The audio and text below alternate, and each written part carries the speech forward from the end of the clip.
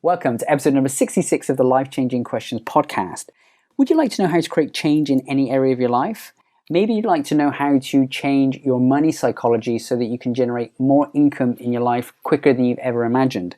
Well, our guest today is Michelle Masters. She's a leading expert in the area of your money mindset, and she's going to share with us just that. So stay tuned for an amazing episode. If just one question could immediately transform the quality of your life or the results of your business, would you want to know what that question was? Life and business strategist Kevin Bees interviews success masters to discover their life-changing questions. Welcome to the Life-Changing Questions podcast. So Michelle, welcome to the show today. Thank you, Kevin. Nice to be here. It's so great to have you now. I wonder if you could tell us a little bit about your journey. How did you come to be involved with helping people with weight magic and money magic and helping them find that clear path to love? Well, I was actually working as an NLP trainer for NLP Marin. I'm still a trainer there. It's a phenomenal training facility, and we're kind of known around for the high quality of people we turn out. In 2006, I was sitting in a staff meeting trying to look useful and not take up too much space. And the executive director actually turned to me and asked me if I would be willing to create a 2-day workshop around money. Now, at the time, if you knew me, that was a little like asking Vladimir Putin to do a workshop on humility. But because I didn't know anything about money, I had zero relationship with money. My whole life was set up to keep my costs as low as possible, so I did do as little as possible. But what I did know was how to create changes for people, because that's what we do all day, every day. And so what I did was I designed a workshop that was all change patterns designed around money, focused on money, that would both complement each other and build on each other throughout the course of 2 days. So it was different for one thing, because I'd never been to any other workshops, but it was all focused on changing the unconscious patterning around money, because it's never the stuff that's conscious that's in our way. It's the stuff that's unconscious that's in our way, because if it were conscious, we would just change the stuff. And so we've all got unconscious patterning. Most of our unconscious patterning, by the way, working just fine. But the stuff that keeps us stuck is almost old unconscious patterning. And in a little while, if you're interested, I can tell you basically there's 2 kinds of unconscious patterning that keep people stuck. But so what I did was I designed a workshop that was all addressed to change that patterning. And so people would take the workshop, and over the days and weeks and months after, like, all these changes would show up. And then a year or 2 later, I started working in some more quantum ways. I went to a Matrix Energetics seminar. I really loved that work, so I added it in. And then people started getting changes before the workshop. Like, they would sign up and the next day get a big check in the mail that they weren't expecting. So it got to be really fun then, because it's this really profound, practical, and also quantum magical way of creating our life and creating our money and creating it the way we want it, instead of just trying to deal with the way it is. I'm in for that. If I can sign up for the course and get a big check in the mail, I'm in. I'm coming. Right? Exactly. You mentioned about the 2 kinds of unconscious patterning that keep us stuck. I wonder if you could tell us a little bit more about that. Yes, I can. I could talk for days about that, so I'll try not to. I'll try to keep it If you want to talk for days, we'll sit and we'll listen. So the first way is unconscious belief and identity structure. And that has a lot to do. A lot of people here talk about beliefs, and it sounds kind of airy-fairy and out there. But actually, there is biology and neurology that shows that our beliefs actually filter our reality. We do not perceive things as they are. We perceive things through our filters, which are a function of our beliefs about ourselves and the world. So none of us experience anything that is objective. We all experience reality through our filters. And so when those filters changed, and those filters are beliefs and identity, when they change, our lives change. So there's both your unconscious belief structure, and then there's another part of your brain called the reticular activating system, which is designed to look for what it's already looking for. So the example I use all the time, because almost everybody's had this experience, is say you're thinking about getting a new car and you decide, you know what, I think I'd like a red BMW. Actually, I don't think BMW is coming red, but a red Jeep. Overnight, the parking lot and highways of your town and village fill up with that car. In reality, there were probably as many the day before, but all of a sudden they're everywhere. That's because before that, your brain literally filtered them out. And once that your attention gets put there because you want it, all of a sudden your brain sees them everywhere. It's like filtering for that. And so beliefs get started in the womb. They start as associations, like a kid just starts associating, like, I'm here, it feels this way, those 2 things must be related. So if I'm here and the parents are stressed, those 2 things must be related. And a kid will almost always decide, I'm here, therefore freaked out, it must be me. Or they're talking about money, they're freaked out, money and freak out must be related. Money and stress must go together. They're working hard, money and hard work must go together. So we just start making all these associations without hardly any ability to look at it objectively. And those associations become decisions, which become beliefs. By the time we're 3, most of them, our belief and identity are in place. So there's very little of our conscious mind that can say, hey, you know what? Dad and mom are a little freaked out. They grew up being freaked out. This may not be how it is for everybody. There's no part of our brain that's developed in those early years that can have that kind of outside perspective. So the first thing that is mostly in our way is old associations that are now automated, because it's not like you have to wake up every morning and remember old learnings. A learning is designed to be automated. So it's a good thing, because otherwise when you woke up in the morning, you'd have to relearn how to walk and brush your teeth and talk. So learning is supposed to be automated, so we don't have to remember it. Once it's learned, it's part of us. But some of those early learnings, like, oh, I must not deserve very much, or I must be a problem, or you must have money's hard, those become automated. And so consciously, a lot of people try to affirm, or they try to consciously take actions or behaviors, but to override those, consciously, you can only pay attention to 5 to 9 things at any given time. 5 to 9. That's how much conscious attention you have. 5 to 9 different things. Unconsciously, your system is processing upwards of 2 million things per second. So almost all of our mental activity, the huge voting majority of our mental activity is unconscious. So if you're affirming life is good and things come to me, but you've got a couple hundred or thousand associations running automatically that, oh no, you have to work hard, you have to struggle, you have to sacrifice, money doesn't grow on trees, money's the root of all evil. If you've got this stuff running automatically, then very little of what your experience is that conscious choice. So when you revise those unconscious patterns to basically happenstance, what you happen to experience when you came into life and what the people that brought you into life were experiencing, when you can take those associations and change them to what you want your experience to be, then automatically people start having different experiences without working harder, without trying, without having to be smarter, without having to work smarter, without having to invent the next big thing. I can't tell you how many people tell me when this stuff shifts, they confounded because their income doubles or triples and they can't figure out how because they're not doing anything differently. So that's thing 1, is the old patterning, old unconscious beliefs and identity. Thing 2, and this is actually the hardest thing to shift, and it is responsible for the most of the limitation I see, is unconscious family loyalties. And these are ways in which we limit ourselves or injure ourselves in an unworkable attempt to be loyal to the people we come from, because human beings have this huge need to belong. The desire to belong is stronger than the desire to survive. Otherwise, war wouldn't be possible. And so we will do anything to belong. And sadly, we feel our belonging most strongly when we are like the people we come from. And so when we start to have it better than the people we come from, there is this unconscious guilt that kicks in, kind of like the survivor guilt that people have when they survive a tragedy and others didn't. So quite often we end up trying to heal or carry the burdens of the people in our family, which never works. Trying to take somebody else's pain is like trying to take somebody else's food poisoning. You can't do it.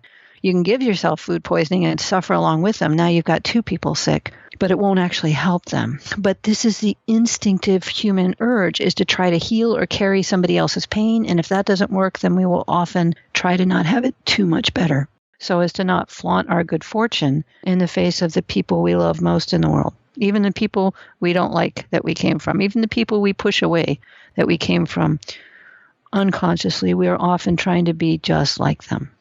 Very interesting, very interesting. And you've shared a heap of valuable things there. If I was to try and summarize, the 5 bits of information that I've taken in out of the 2 million that you've just given me, I guess in step 1, like our old patterning, then the key thing here is that we don't believe what we see. We actually see what we believe. And yes, the challenge with that, of course, is that most of these beliefs came to us prior to the age of 3 or maybe the age of 6. So really, if we've never examined our unconscious beliefs, then we got maybe a 6-year-old kind of running our finances, which is a little bit scary when you think about it. You wouldn't let a 6-year-old drive your car, right? So why you let a 6-year-old run your finances? And then number 2 then is this unconscious family loyalty. I think I can really resonate with this. It's that we love the people we come from. We want to belong, to them. So we don't want to potentially outperform, do better than them, because then, of course, that may break the bigger longing. I've heard a great analogy before, Michelle, and I'm not sure if it's one that you use, but the idea of crabs in a bucket, in that, the fishermen will collect the crabs, they will chuck them in a bucket, and they don't tend to put a lid on this bucket. But as one crab begins to climb up and get out, the other crab may reach up and pull it back in. Now, I think there's a bit of a fear for us that may happen. If we're succeeding or doing better, there's a fear that it may actually make a disconnect with the people that we're connected to. Yeah, and different from crabs, humans throw themselves in the bucket. A human crab would be outside the bucket looking at crabs in the bucket and jump in. Oh. This is the problem. It's not actually even the other crabs pulling us back. It's the those of us that look at other crabs in the bucket and think, okay, Geronimo, I know it sucks in there, but those are my crab people. Who am I to be outside the pot when they're in there? Interesting. Now, once we have some understanding then that we have this old patterning or these unconscious family loyalties, if we have that awareness now, what can we do about it to shift or change? Right. This is the question I always get asked.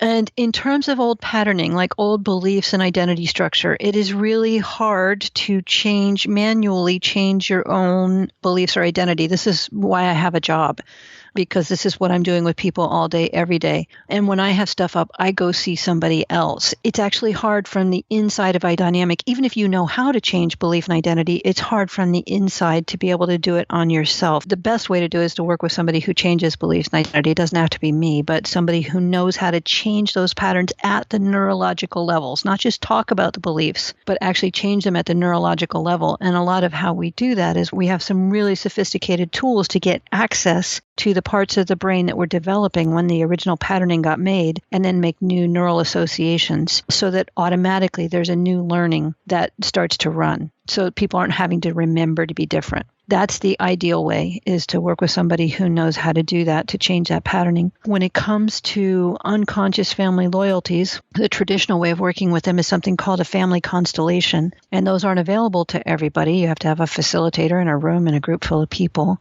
But one of the things that you can do is, first off, you have to notice, right? You have to notice the places where you're where you're replaying somebody else's life or pattern. And then this is the hardest part, but some part of you has to decide to love them and honor them in a different way. Basically, there's a way of honoring and respecting the pain that was, but we have to be willing to let go of other people's pain, of let go of trying to heal or change the people we come from. Like basically honor their fate, honor their pain, whatever it is, and then make a different choice for us with great love and respect. Like find a better way to love them than by replaying their pain or limitation. Now, I say that, and it is the hardest thing for people to do, but that's what has to happen. Any of us could be having a much better experience of life right now if we were willing to let go of our family pain. But it's that getting to the point where we're willing to let it go.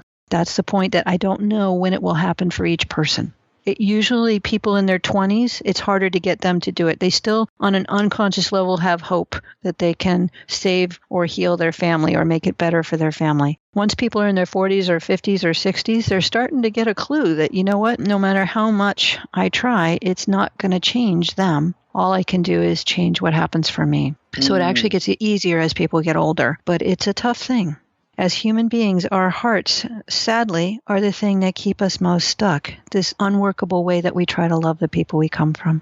Yeah, very interesting from that point of view, Michelle. So a couple of ways then. One is get in contact with an expert in this field, yourself or someone of that nature, and they can help you shift it. And particularly if you want to work on these unconscious family loyalties, and someone in the area of family constellation, of course, you do both of this. Now, Michelle, if someone was thinking, hey, I like what Michelle's saying, I can tell that she's really great, I'd love to work with her, is there somewhere that they could go to get connected with you or your team? Oh, yeah, sure. They can. There's my website, Michelle Masters NLP, that has information about how to contact me for either a private session or for some of the workshops I do, either in person in the United States or Australia or Europe or wherever I'm doing them, or my Money Magic class, which is also online. So they can find out information about the workshop or contact me through there. It's the easiest. Perfect. So MichelleMastersNLP.com and check out the Money Magic class if you want to delve even deeper into this. Now, Michelle, what we like to ask on this show is around the quality of the questions. I mean, I have a belief that the quality of the questions we ask of ourselves impacts the quality of our lives. Now, with that being true, if there was one question that you've asked that's had the biggest impact on your life or the life of the clients that you work with, what would that question be? There is a question that we always ask clients, and it's one of the first things that we teach students, because I also teach people how to do this work. It's one of the first things we teach them, and I've been teaching this since 1994, and every day that goes by, I become more struck with how profound a question it is. It's a very simple question, and it is so profound, and the question is, what would you like? Because what we've discovered is because now we can get access to the patterning that has been in the way, and because we can revise that patterning, there is no limits on what we can do or be or have, which puts us in an era and in a consciousness of unprecedented choice. We are living now in unprecedented choice. It wasn't that long ago. You don't even have to go back 100, 200 years where people didn't get to really choose where they lived, what they did, who they married. And now we are actually staggering under enormous amounts of choice. It's a challenge and a beautiful challenge, but the challenge of our generation is navigating choice. And to do that, we have to ask ourselves, what would I like? What do I want? What matters to me? Because now we have the tools to change the things that were in the way. Now we can actually start to live the lives we want. I remember giving somebody a present for Christmas one year. It was a book of questions. And I really liked it. And a couple of weeks after, I asked her, I said, so what did you think of that book? She said, oh, I never got through past the first page. Because on the first page was a question that said, what would you attempt if you knew you could not fail? And that absolutely stopped her in her tracks. And she put the book down and never opened it again. It's a different way of asking the same question, trying to deal with, if you couldn't fail, trying to deal with some of the reasons people don't let themselves think about what they want. But that question, if we started every day with what would I like, what do I want, if we made our choices based on what would I like, that is a transforming experience. It's one I still am asking myself. I am faced right now with an abundance of choices. I've been really blessed with all the offers pouring in right now. And so each time I have to ask myself, what would I like? Because I can't do everything. So what would I like? To be able to do everything? I don't know that I actually do. No. Okay. Well, that's good. I love that question. And like you say, it's a very simple question. What would you like? And taking that time to get clear. Because I recognize, particularly with my clients, very frequently we don't stop to get clear on what we would like. So if you're listening right now, stop. Ask yourself that question today. Make sure you get clear on what would you like. And I think I like the idea, Michelle, that is something that we ask on a daily basis. So we actually decide every day, we make that choice every day, because if we're deciding that every single day, then we're probably going to get to live the kind of life that we want, as opposed to asking it once a year at New Year's and then going a whole year before we reflect on it again. Right, exactly. And a lot of us have problematic issues with our wants and desires, but it's actually through our wants and desires that we reach out to life. That's our navigation system. And when we line up with what we really want, then things happen in magical ways because we're actually in alignment with us. Our wants and desires are who we are, and it's who we are reaching out to life. And so just asking that question starts to put us back in touch with our own alignment, with who we are and what matters to us. Very powerful, very powerful. I'm enjoying this call, but I also can't wait to jump off of the call and start asking that question myself. So, Okay. Michelle, I'd also like to ask about the habits and rituals that you have. The habits and rituals that we've had in the past have led us to where we are now, and the habits and rituals that we create today are what's going to take us into our future. Now, I certainly recognize with the NLP work that you do, whilst you can help people make changes, in the moment in their thinking, they also need to condition that. They also need to keep working on that, in the future to build that. So what are some of the habits and rituals that you would recommend to help people stick with change or make change? Well, because a change done well, you don't have to stick with. I mean, the changes that I had done through this work, I don't have to stick with. It's now automatically part of me. But there's one habit and ritual that I have always been aware of, and there's one I only recently became aware of, and they're not necessarily traditional. So the one that I've always been aware of is I usually start my day with this really cheerful, fun, silly music, because that's the energy that I want to start my day with, is not one of, I'm going to go out and crush it, but just one of happy and kind of joyful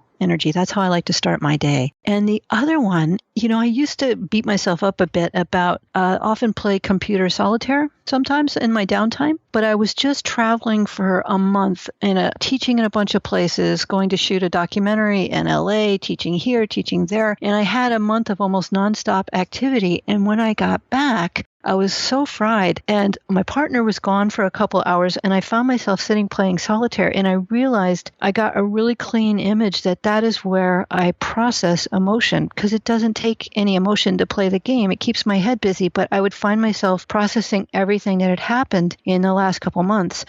And I hadn't had a chance to do that. And I started to come back into my body. I started to come back online because I was finally starting to digest what had been 6 weeks or actually 8 weeks of nonstop activity. And that was too much for me. And so I hadn't realized that those things that we often kind of, that's not being very productive. But in that time was letting my system kind of make sense of and make peace with and digest everything that had happened. And so I'm starting to realize there is a real value and benefit for my sanity in having those times of downtime when I'm not actually being productive, when I'm doing things I don't get any credit for, but actually let me start to breathe and be human again. So taking that time to have that downtime so you can process what's been happening and what's been going on, I think that's a very important habit, and so many of us don't stop to take the time and just stick our bum down and do something like that because we're so busy doing the next thing and the next thing. So right. I think it's a great habit. Now, Michelle, the other question I'd like to ask is around the bucket list, in that is there one thing that you've been so happy to have accomplished in your life and in your career, or is there something that you still really want to see or experience or have? Well, I'm really happy. I mean, I have work I love. I have a partner I love. I live in a beautiful place. I mean, I have such beautiful friends. So there's so many things are working, but I really do. I would be so happy if by the time I died, I could also, it's a small thing, but if I could be fluent also in French and Italian, that would make me so happy because I love those languages. I love those cultures, and I just love the joy of being able to communicate in those beautiful languages. So I'm working on those. I'm not dead yet, so I've still got time. Good. Wow, that's fantastic. And that would be amazing. Would you ever want to teach in French or Italian? Yes, I think that would be so cool. I've actually done one session in Italian. I had my teacher with me to help me out. I've done 2 sessions actually in Italian, and I really had to skinny back my expectations, but I immensely enjoy being able to connect with people through either of those languages. Yeah, that's a real joy. Wonderful. And beautiful countries to go and visit as well, France, Italy, and I guess there's some amazing islands that speak only French as well. So you can have a heap of options when you master those. Well, there you go. And Michelle, if there was one book that you would recommend for our listeners to read, what would that book be? It would depend on your listener. There are so many. For some people, I would recommend Illusions by Richard Bach. For other people, I would recommend Florence Scovel Shinn's The Game of Life and How to Play It. For other people, I would recommend Autobiography of a Yogi. It depends on the person. Each of those has beauty in it in different ways. Okay, so 3 great recommendations there, and I haven't read any of them, so I think I've got some reading to do this weekend. So it was Illusions by Richard Bach, and I think his other book, Jonathan Livingston Seagull, is that right? Yeah, he's got a couple. One, Illusions, Jonathan Livingston Seagull, but it's Illusions that I think made the biggest impact on me. Okay, great. So we'll get hold of Illusions, The Autobiography of a Yogi, and what was the other one? A Game of Life. Game of Life and How to Play It, yeah. Game of Life and How to Play It. It's a very simple, small book. You could probably read it in an hour. And she was doing a similar thing of change your thoughts, change your life. She was kind of doing it through prayer, but when you change the thoughts, life does change. Very powerful. Well, Michelle, you've been absolutely fantastic today. We've really enjoyed having you on the show. There's so much wisdom here. I'm going to be listening back to this episode 2 or 3 times. If you want to get access to any of the information shared on the show today, check out kevinbees.com/podcast. And of course, if you are interested in working with Michelle or anyone in her team, you can go to michellemastersnlp.com and definitely check out the Money Magic class. It sounds like it could be very powerful. And of course, as a key summary from today's episode, make sure you're asking yourself that life-changing question. What would you like? What would you like? Michelle, thank you so much for your time and energy today. Thank you, Kevin. I so enjoyed it. Thanks so much for listening to the Life-Changing Questions podcast with your host, Kevin Bees. We'll catch you next time. Hey, you're in bonus time right now on the Life-Changing Questions podcast, and I've got 3 bonuses I'd like to share with you, and I call them the 3 S's. The first S is for show notes. Don't forget, you can get all of the details of the show, including the names of the books that were mentioned, the key people that were mentioned, on kevinbees.com. The second S is subscribe. Make sure you subscribe to the show. We're going to be releasing a new episode every single week, and our guests are just getting better and better. And don't forget the third S, share it. Your friends, family, colleagues, loved ones are really going to appreciate it when you share such great content with them. That's it from me, and make sure you're asking life-changing questions this week.